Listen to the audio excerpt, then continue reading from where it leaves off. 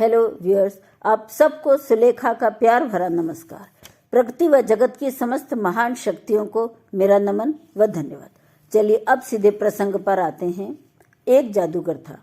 मृत्यु करीब आने पर उसने अपने पुत्र को बुलाया और उसे एक चांदी से भरे सिक्कों का थैला देते हुए एक 4 शब्दों की प्रार्थना बताई।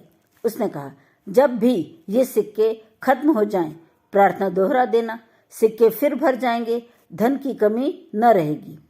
पिता की मृत्यु के बाद बेटा सिक्के खर्च करने में व्यस्त हो गया।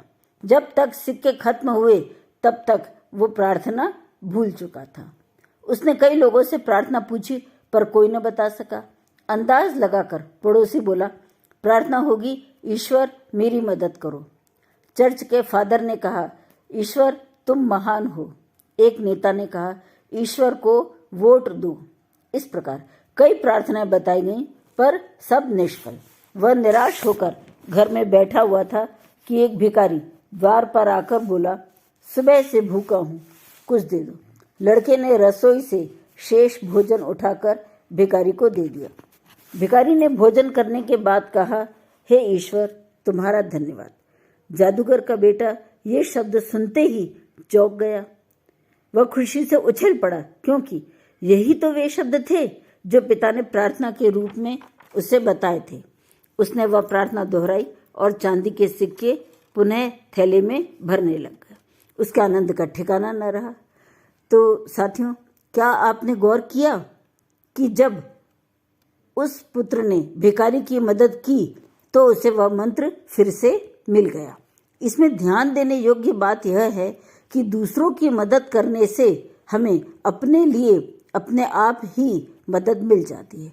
प्राणी मात्र के लिए जब हम अपने भीतर से प्रेम, पवित्रता, शांति, शक्ति, खुशी, आनंद और ज्ञान का खजाना लुटाने लगते हैं तो हमारे भीतर इन्हीं सब चीज़ों के अनंत स्रोत फूटने लगते हैं।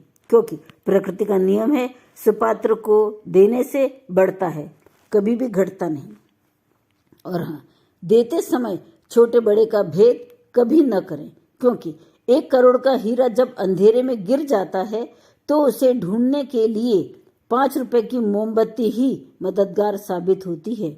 और देने के बाद गुमान भी कभी मन में न पालें, क्योंकि वो तैरते तैरते डूब गए जिन्हें खुद पर गुमान था, वो डूबते डूबते तर गए जिन पर वो मेहरबान था।